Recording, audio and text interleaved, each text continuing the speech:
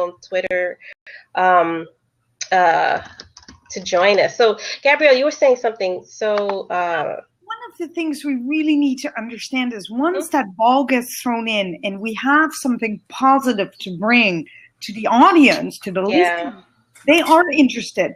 And people tune out on the word bullying because the truth is we've all been both. I say something really far-fetched and I'm going to say it, okay? Sure, no problem.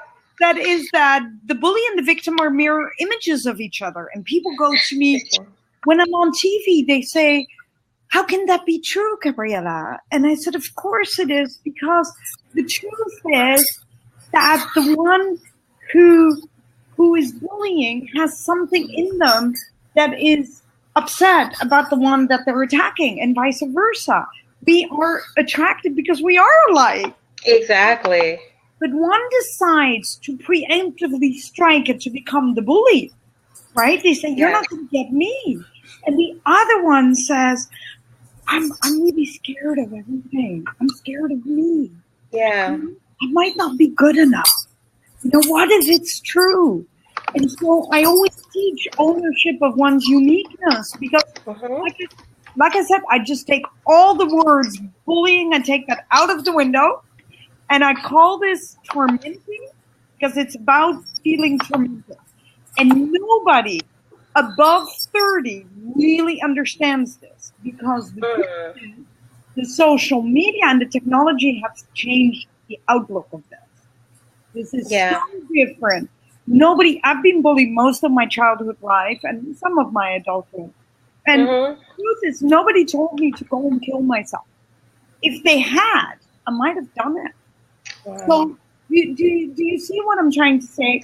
Yeah. I think that we are at a level where we don't really realize what is reality and what, like, sort of the fun went to a humiliating level and now nobody knows how to take it back. And that's what I'm saying. I'm working on a sort of driver's license, but then on the internet. Yeah. Where all of us, including yourself, including Alexa, including all the people that are listening, would have the ability to say, hey, sorry, but I wasn't nice here either. I need a lesson or two myself. What can I do to change? You know, what can I do to help and not always laugh at the humiliation of another human being? Well, two things are powerful. I want to say, Brian brought up a good point. He said victims can become bullies in a heartbeat. And that's something we see, especially with all the shaming, right? Like we see that if you do something, then everyone just jumps on, I'm going to shame you for what you did, as opposed to let's address this behavior and let's redirect this behavior. But it comes this idea of like, let's now become the bullies. And I find it fascinating when those who feel victimized get into this position of now I have the power to bully you and shame you to make you feel like how I felt. So you're right, it is interchangeable, the bullies and victims, and we don't give enough credit to the power force of all that, which are bystanders. If you think about it, without an audience, there are no bullies and there are no victims, right? Because if one-on-one we're having this conversation and you say something or you're harassing me or you're being very aggressive with me, if no one's around, it kind of could either... There's no audience. Exactly. But once we have an audience, it changes, right? I use the analogy of Newton's cradle. Okay. I even bring it with me. And it took me a long time to find one to begin with. Nobody seems to have one anymore. Newton's cradle were those little balls, you know, they went up and down, back and forth. And what was fun about it, just so you know, what was fun about it is so I say that the bully starts, right? And one of those balls, I wish I had it close to me, but I don't. It's still in the box. I just moved.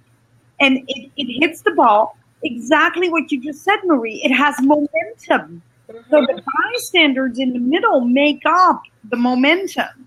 So one of the things that I teach is when you become an active witness, you actually pull out. You take one of those balls and you show them how a bystander becomes an active witness by doing nothing orally. It doesn't even have to speak. It can be afraid, but it takes their own friends out of the group and removes itself. The bully will stop immediately because there's nobody left. Yeah. The only one who's left is the victim. If there's no audience, there's no bullying. I love your energy, first of all, and how you are redefining and not focusing on the word bully, because I think when we talk about it so much, we give power to it, right? We make it become this life force of its own because it becomes like everything centers around bullying, and there's this thin line, because I think it's becoming to this point where, like, I have a 4-year-old and he's like, oh, you're bullying me. And I find like the word is being overused. Absolutely. Right? What do you think of that, Elisa? I think like the word is being overused. Like we use it so much that now we've been desensitized to this idea of bullying. Brian also said, yes, but social media creates a massive ongoing enrage. Yes, I have to agree with that. And not just among teens, I think among adults. What do you think? But let's not blame social media, though, immediately. See, again, I don't think the technology is to blame. What is to blame, if you want to blame anyone, we need to go back to basics. Mm-hmm. So the question would be to the audience, why have we dropped the ball on tape?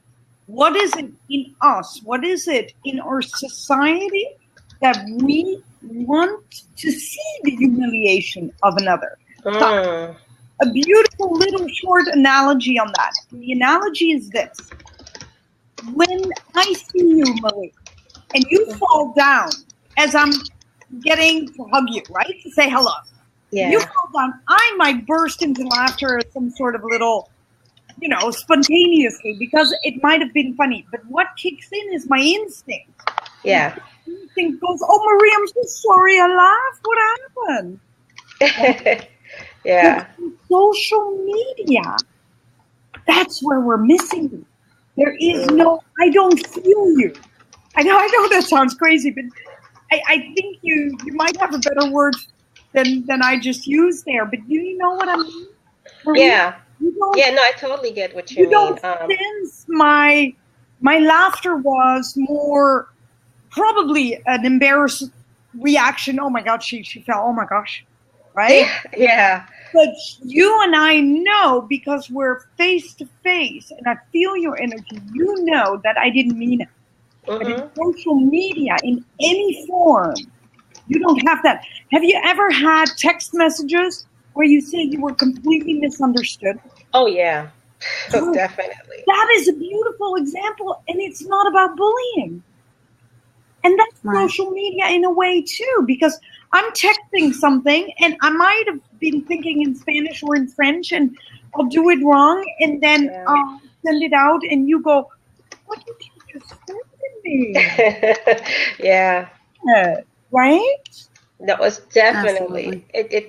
I think that's one of the biggest miscommunication, like when it comes to texting, because anything can be misconstrued as this person's angry, this person's attacking me, because we're not sure of the tone, we're not sure of the context, and we just jump to make an assumption. And I do think it's because of where we are, how we are in society right now. Some of us we become more sensitive to am I being attacked at this moment? As opposed to, is this person just asking me a question, or are they unclear about something? Because, I mean, what you mentioned about the tripping, it's true. Like you could be nervous, anything can happen, or you laugh out loud about something, and you didn't mean it, but it becomes this, well, you're making fun of me. And is it true? Big audiences on purpose. I trip on purpose just to show them. That's cool. And but what you're saying is so true with regards to the feeling in and of itself, because the words themselves are contextual in nature. If I say that somebody's a jerk, I could be saying you're such a jerk, or I could say you are a jerk. And because you hear that connotation, because it's not monotone, because there's an influx in my voice, then you understand the difference between the two. But when you're sending it in a static nature, there's no fluctuation there, so you have no idea. And that at that point actually comes back to you, the person, and where you are in your own self-awareness of emotion at that moment. Where are you when you're receiving those words? And that actually can really have a significant impact on how you actually receive them. Am I upset today? Am I stressed out today? Have people been picking on me? Have things going on that cause me to take those words in that way? And, people may say something and, saying to another person saying, oh, go kill yourself is such a horrible thing to say at any point. But unfortunately, kids do say things like that to each other in a joking manner. And it's a horrible thing to say. But when you've been somebody who's been on that other end, that receiving end of getting that bullying and people being unkind to you, one more person saying that, even in a text message, can be the thing that pushes you over the edge. I agree about that. I especially go out there. I mean, I really pound the pavement because I really believe that we adults, I need to make every adult aware that the youngest suicide was 7 years old and that he had a printout from Google how to create the news. If you go to my YouTube, you will find a trailer on, it's called All Silence is Complicity. It's a 3-minute trailer of a documentary that I have. And the 3 minutes, you know that you can Google this in 5 seconds how to make a noose, how to hang yourself? I'm sorry, but that needs to, I need to speak to the CEO of Google. Yeah. I don't want to see this. And I say, not only do your words have an action for a lifetime. People used to call me peanut butter. And it took me forever not to eat peanut butter because I'm adopted, which I'm sure Marie knows my Yeah, I read your bio. But when I say to people, they used to call me peanut butter, people go, oh, is that bad? Because we like peanut butter. And I'm going, oh my God, it took me forever to want to eat it. Every time I was offered a peanut butter and jelly sandwich, I would burst in tears. It took me forever to just get, to accept that skin color, to say, it's not going to go away. I am. This is the ownership of my uniqueness. These are my physical traits, and they will never go away. And I better be happy. True. And I think the earlier we teach kids that, the easier we can help them build up their defense. I think one of the challenges is, and I've heard this from teens, that no matter what anybody else says, I can't believe it because what my bullies are saying becomes my truth. How do you deal with that? How do you overcome that when the voice of the bully becomes your inner voice, no matter what everybody around you is saying, your loved ones? But I'm actually going to grab my son. I'm going to grab my son to speak on this after. Yeah, he was bullied a lot about his weight, and I'm going to let him speak to you on how he actually dealt with that and learning to love himself despite that. Cool. Okay, so I'll be right back. Okay. and my answer, a little bit to your answer here, is 2 things. I teach ownership of one's uniqueness, dare to listen to you, and dare to be kind. And the order is really important. So the first one was become an active witness, which I've already told your audience. But the second one, hi. Hello. Hey. What's your name? Thanks for joining us. Thank you for inviting me. I'm Shane. Shane, it's a pleasure. Shane. I'm Gabriella. Nice to meet you. Hey, Shane. Hi, Miss Marie. Hey. So tell us something about your bullying experience. When I was smaller than I am now, they used to tease me or whatever because I was bigger than some of the other kids. I was the chubby guy out of all the little skinny people. And so, I feel a little insecure sometimes. And sometimes I just go home and I'll be like, Mommy, this is not good because they're teasing me and stuff. But over time, I guess I kind of started to get over it because a lot of people say kids will be kids. Kids will be kids. They are mean or whatever. But I think this helps build a little mental toughness as well as it helped me become a better person, be able to accept myself, because I realized not everybody's perfect. Not everybody's going to immediately like me because of something. There's always going to be one little thing that they're going to look at and they're going to be like, oh no, there's this thing wrong with you, so you're obviously not accepted. In reality, they are also one of those people who is not accepted by other people. They have little flaws, but I realized that. Yeah. Tell me how do you feel though when the bully says those words to you? Sorry, what'd you say? How do you feel when you hear a bully say really mean stuff to you? Do you believe them, or? I don't know. I'm kind of I think I've kind of built an immunity to that. Good. I don't really care for that much anymore, because there's really no point in them saying that, because I have a lot of friends and my friends would easily stand up for me, and they're friends for more than just one reason. It's not like they're friends because of this thing. Like, I mean, I'm not like, if somebody called me fat, or if they did something else, I really wouldn't care, because it doesn't matter that much to me anymore. It's not the outside appearance that really matters. It's what's inside, like the stuff that makes you a good person, that matters.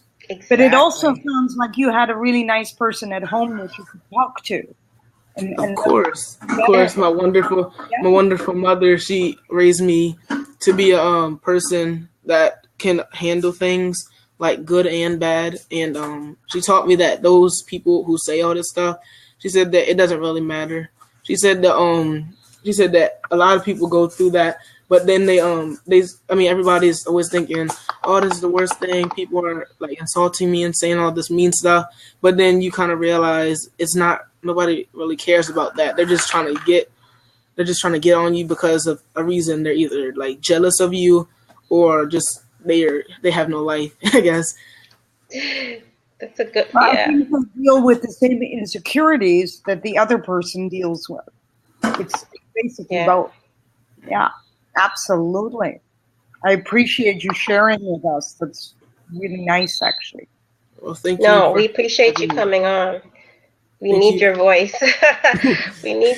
Yeah, that was powerful, and I hope anybody who heard or watching or is, on Twitter, you don't know how that could have helped someone, because not all teens have that support system, and not all of them have that resiliency, and which is unfortunate that when somebody's at their lowest is when bullies can attack more.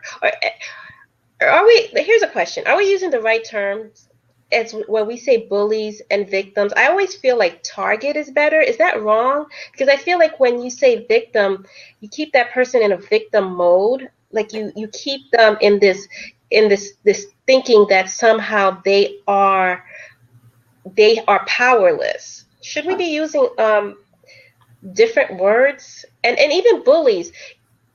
Are bullies all bad? Like, I mean, that's something. I know that's like a trick question, but are they? Or can we say a bully's 100%? Can we say they're bad, or is it somebody who just is doing something with the wrong intention and they're hurting, so they're hurting others?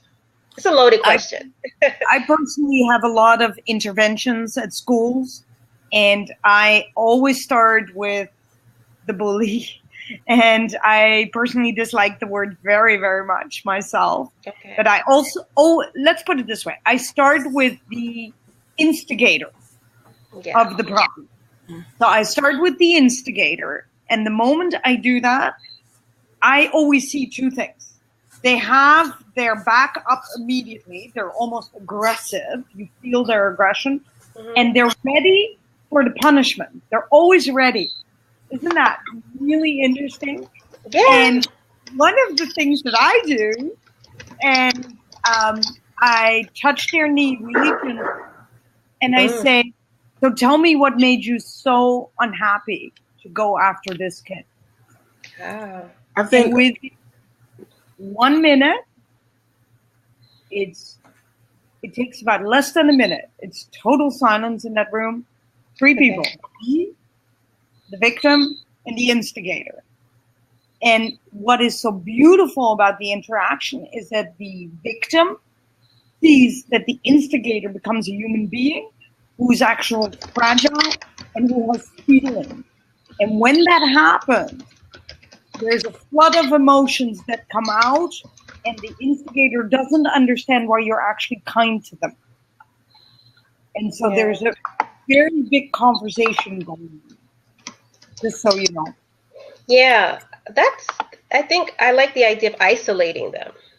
Because, again, when we talk about the bystanders, without bystanders, and, I know there's different studies. Some studies say that bullies are sometimes kids who have low self-esteem, and there's others that say, no, there's kids that have very high self-esteem, and they're confident, and so there's no one way of describing a bully. So I like the word I like you saying instigator, because a person is instigating something, and not necessarily this idea or this concept of, well, we have a bully, of what someone looks like or how somebody behaves.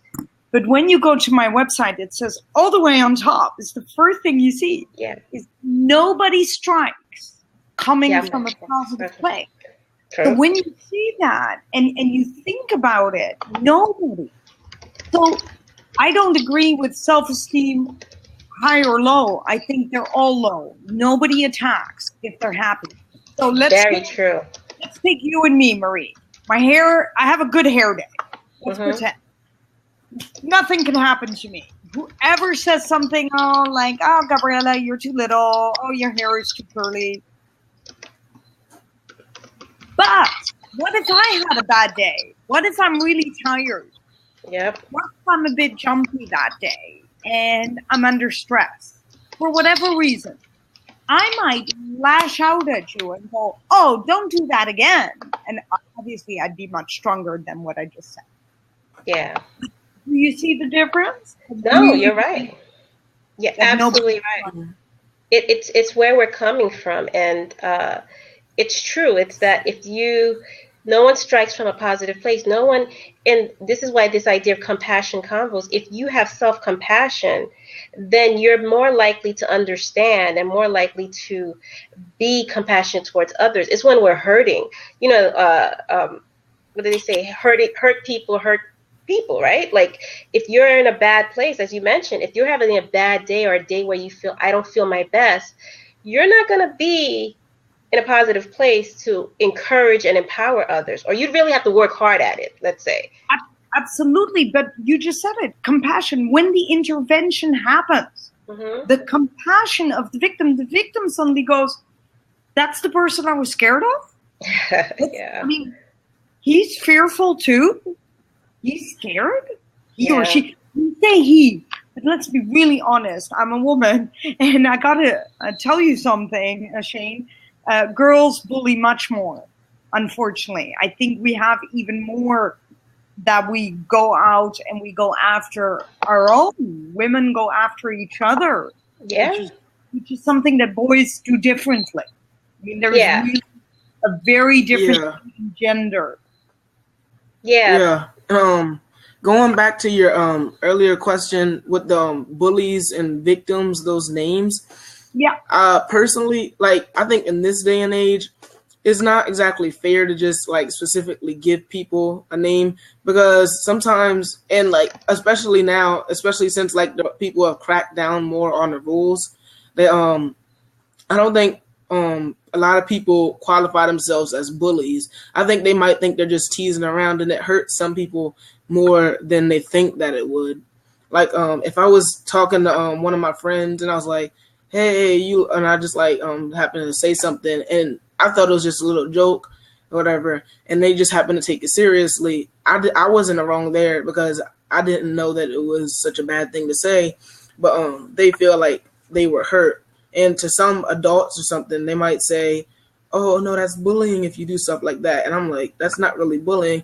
And after a while, my friend's going to say, it's not really bullying. He was just playing around. Yeah. And if we're, we like to horseplay a lot. And so they, of course, at the school, they start saying, oh, no, don't do that, because this could turn into this. And then there could be a bullying victim relationship. No. If you're really talking about bullying and victim, if you're a victim, like especially with all the stuff they're saying now, a victim is someone who tries to tell and tries to say something, but nothing's going on. The bully keeps saying stuff. If like a lot of ways that some people say victim, they say that a victim is a person who gets beat down and they're too scared to tell. Honestly, I think that's just a person who's just too scared to tell. They're getting beat down on, but they're not doing anything about it. And I know that might sound a little insensitive to some, but there's so many things that you can do. There's so many ways that you can be safer now, that the schools are providing more protection with, that adults are providing more protection with, that the law is providing more protection with. And you can actually tell and be safe now. You can keep it anonymous. You can do stuff like that. But a victim would probably be someone who is seriously this stuff keeps happening to them, and they're telling and nothing is happening. They try to fight back and nothing is happening. It just gets worse and worse. Yeah. And by the way, I gotta go. Thanks for being on. Thank you. Thank you. I disagree on the safety side because I'm out there every day, and the unfortunate part is that when the victim doesn't have what I call a normal foundation, Hillary Clinton said it took a village to raise a child. I would say it takes a nation to raise a child today, because it's so many things are part of it. I mean, one of the reasons that I also am passionate about the Dare to Be Kind message is because the truth is we have a correlation between the victims that are getting bullied, huge correlation between that and human trafficking. So I have studied human trafficking for the last 4 years, and one of the things that is horrendous is people in the United States are hungry, first of all. And so let me be really clear that I'm neither judging or I'm neither for or against. I'm just telling the story the way I see it daily. So when kids are hungry, it is easy for them to see at school who are the targets and to basically tell the human trafficker where they are, and they will get the $50 or the $80 to have some food or to buy a smartphone or to do what, to also be part of their society. And I know this sounds awful to us adults, but this is something that happens in America every day. So that young child that is, let's say you're a young girl and you're 11, and your parents are freshly divorced and you're just hanging around a little bit and nobody really knows where you are. Tell me the truth. A child like that, for her to walk from home to school and to go into the circuit of human trafficking is huge. Yeah. She has no idea what she walks into. And again, I'm saying she in this case, but it's he too. And so I really want to teach as young as they will allow me. Yeah. Because I believe it's that first communication. It's in kindergarten where you need to share, where you say, here's my dolly. I brought you my dolly. And the other kid takes the head off the dolly and you go, what happened? And my parents told me to share my toys. That's first right there. That is your interaction. What is your reaction right there? You're a 3-year-old. They take the head of my dolly off. What do you think by yourself? You say, hey, that's not true what my parents said. My parents gave me a baloney story. That's not the truth. Yeah. How do I communicate? How do I stay kind, compassionate human being and understand that kid has a problem? How do you do that? Well, here's the thing, and it starts, I have a 4-year-old in preschool, and one of the things we teach him is healthy boundaries, and teaching him that people have to respect his boundaries as well as he has to respect others. So when another child says or does something, to speak up and say, I don't like what you said or done. If you do it again, this, either I'm going to tell the teacher or we're not going to play anymore. But understanding that we teach people how to treat us. So if we teach kids early, these are certain things that are not acceptable. As you mentioned, we can go on and on about kindness and compassion, and then we send our kids out into the world and they say, hey, like you said, it's baloney. This is not a kind and compassionate world. And you learn that in preschool. Let's be honest. Kids come from different walks of life. They have different experiences in home and in their communities. So they may come with anger, with pain.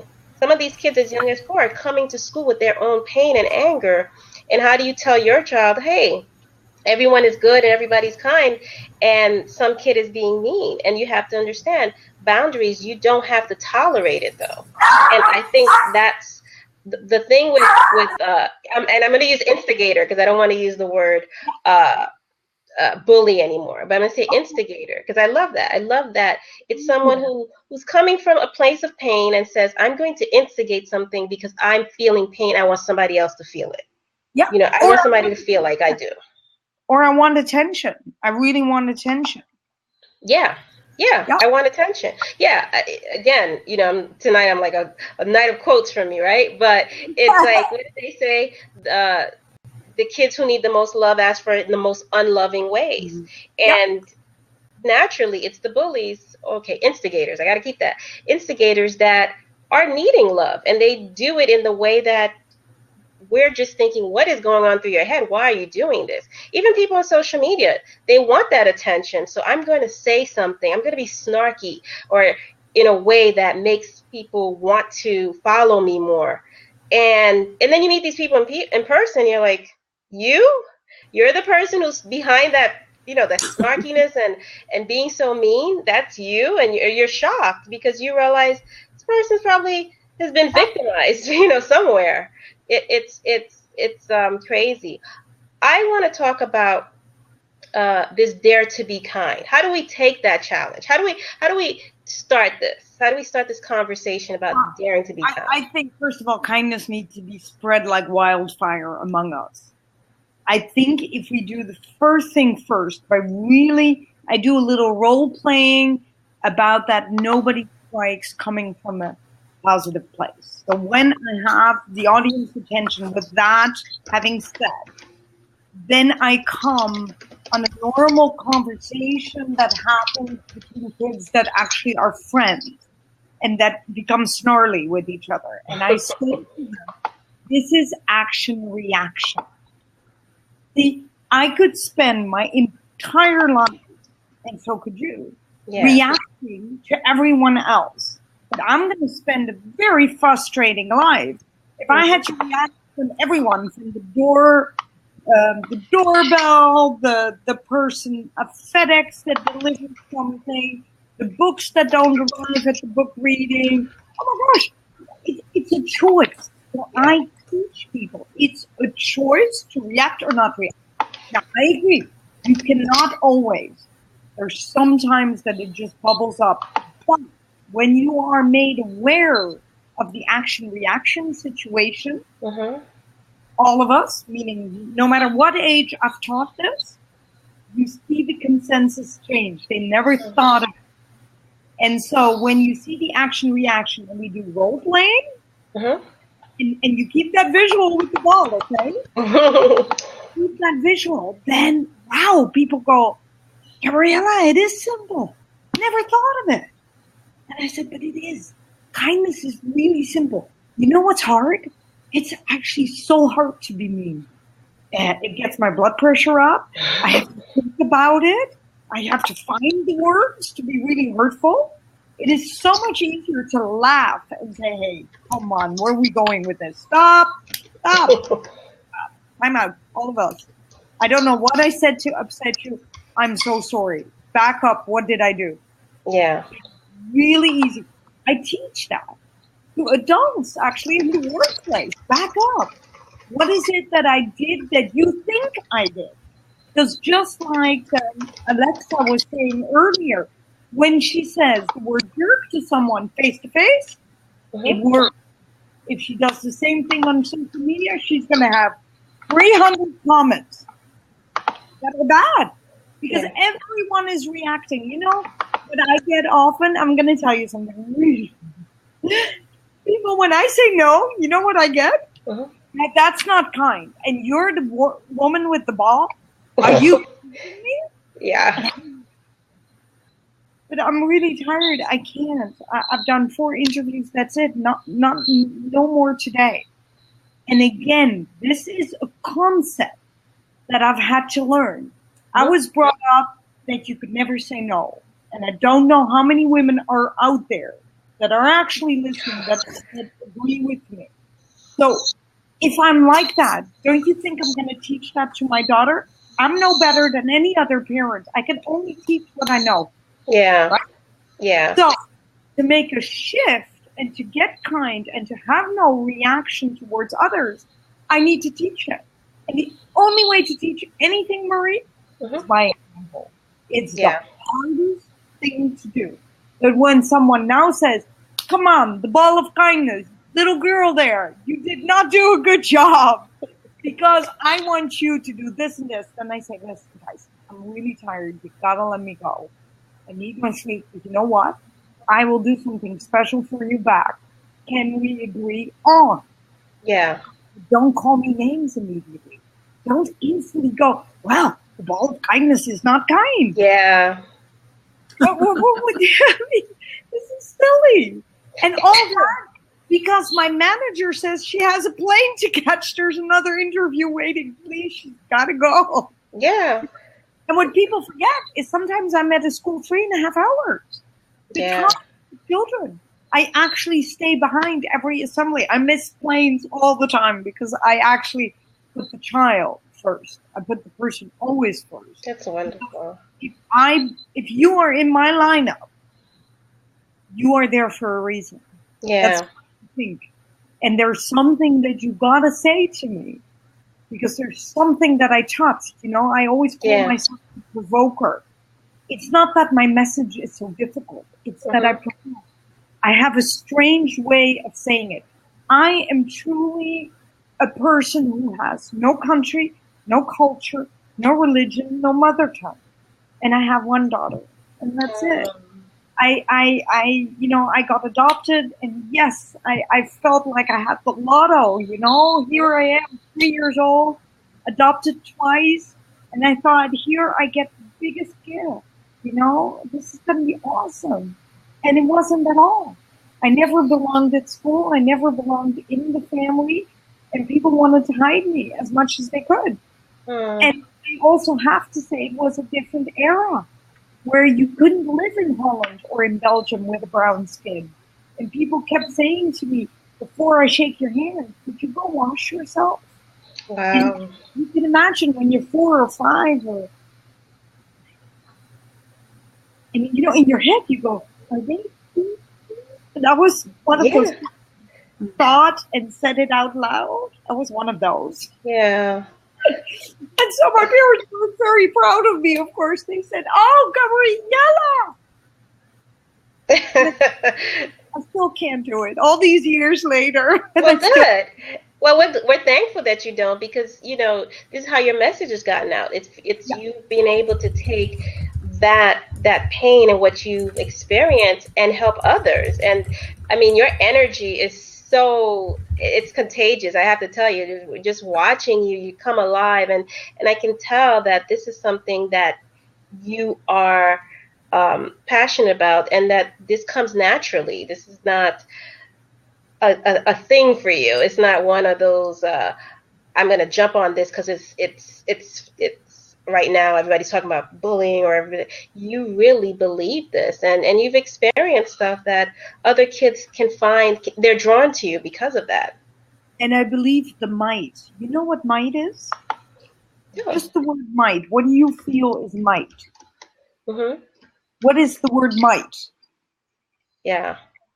Well, for me, might is interior, right? Yeah. Power is exterior. Might is interior. All my books have that word, might. So I teach the children that you have might inside of you, and you use that strength to spread the kindness. I love that. That's how you do it. And you can show your 4-year-old, by the way. You are more than welcome to teach him that, because I like that. It's something he's if you teach them early, he's actually going to talk about it to other people. And you can always text me or send me a message, and I will always give you examples, specific in age, how you can help them with finding that might. I love it. I love it. Well, Gabrielle, I could talk to you forever, and I know you're such a busy woman. I'd love to have you back, and I totally enjoyed this conversation with you and everything that you shared, because you just come from a different point of view. It's not the same old rhetoric around bullying and kindness. It's really owning, as you said, your might, and really understanding that. As you mentioned, instigators. Why is this person being like this? It's not just let's fix this. It's not about fixing. It's about healing. It's about understanding. And I love that this is what you're doing. How can we support you? How can we support the work you're doing? And what else do you have planned so that we can follow you and be involved in everything that you do? You can find me easily everywhere by doing #PickUpTheBall. Or #DareToBeKind. And the reason I made those hashtags is because my Dutch last name is just not easy to write. My website is gabriella.global. You can see me everywhere. I have Facebook. I have everything. Now, the support is through a foundation, but the support anyone can give me is just invite me to your schools. Cool. What I love, just say, come to my school, and there I go. Oh, that's cool. Glad to hear that. I have people that have called me from all over the world, and I have come. I have never refused a school, so it's not about money. Yes, of course, I need to find more schools in one, and then I usually let the schools together pay for it. I find ways to make it work. Cool. That's one way that you can do. Start spreading the message like wildfire. Use the hashtags. Feel free to do that. And one of the things, if you want to, a conversation that doesn't get to be used enough for the parents is the smartphone is a weapon in the wrong hands. If you ever want to do that with me in the same platform, yes, I'd love to have you back. Let me know when you're available. I'd love to have a conversation about that. Like this is like a perfect time for me. I'm on the website. Cool. This is perfect for me because I can be anywhere in the world and still communicate with you. I know, and we had people coming in that are sharing on Twitter. So I love that idea of the smartphone. I would like to have that. Let's love that, because that way we could really, really help your viewers, because there's so many little things that I could, I'm on all those social medias. I don't like them, but I have to because of the. And I think that parents forget that. I'm just going to say 80% of the hands go up when I say Vine and Instagram, and the parents have no idea what Vine is. Really? So wow. You really need to do a show on that. That'd be perfect. Okay, let's do that. As a matter of fact, we could do it. If you want to do it next week, let's do it. I'd be happy to. I will do it next week. I'd be happy to. Okay, we'll call this part 1. And then part 2 is I love the idea of it, and I think that your message needs to be spread like wildfire, and it's what Compassion Convos is about. You know what we'll do? My email is my entire name @gmail.com. Okay. I recorded it, so if you don't have it, I'll send that to you once you send me a little email if ever the recording didn't go the way you planned. Okay. Okay, so I can do that for you, and then I will send you some bullets that we can spread it around for the week. Okay, perfect. And then make it happen. What do you think? I love it. I love that you are taking control. I love that you are, you got this planned out. And I do think this is a conversation we need to have, and parents need to have a better understanding of the smartphone. Because even me, I think I'm pretty well knowledgeable about social media and all that, but we also have a 17-year-old, and you get a little, when they reach that age that you're not monitoring as much because they're close to adulthood, it could be a little scary. But thank you so much, and thank you for everyone who joined on Blab and who were tweeting. And you have not seen the last of Gabriella. We're gonna have her on again, and so look for her. We hope to do this again next week. We're gonna say we're gonna do it, so make it happen. It's perfect. I always have internet no matter where I am, so it's not very difficult. Okay, so cool. I am going to follow up by email, and I'm going to keep tweeting this week about Dare to Be Kind and everything that you're doing. Thank you so much. Thank you so much. Have a great week. Bye. You too.